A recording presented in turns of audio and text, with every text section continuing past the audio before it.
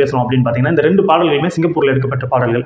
அது மட்டும் இல்லாமல் இது வந்து அந்த காலத்தில் ரொம்ப ஃபேமஸாக இருந்த ரஜினிகாந்த் ஒருக்கும் ஃபேமஸாக ஒரு ஸ்டைலு, ஒரு மாஸ் அந்த மாதிரி ஒரு ஃபேமஸாக இருந்துகிட்டு இருக்காரு.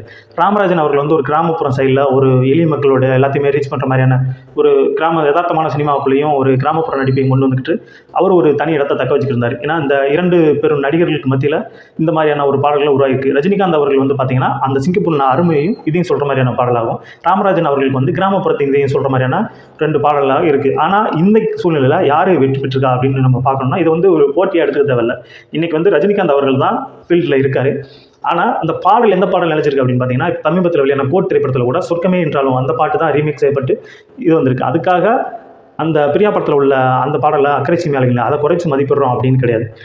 இந்த 2 பாடல்களுமே இசைஞானி இளையராஜாவின் இசையில் உருவான மிக அற்புதமான பாடல்கள். இதுக்கு ஒன்றுக்கொண்டு சளைத்தது இல்லை. ஏன்னா நம்ம இந்த படத்தில் உள்ள இந்த படம் என்ன சொல்லுது, இந்த பாடலும் இந்த படத்தில் உள்ள பாடலும்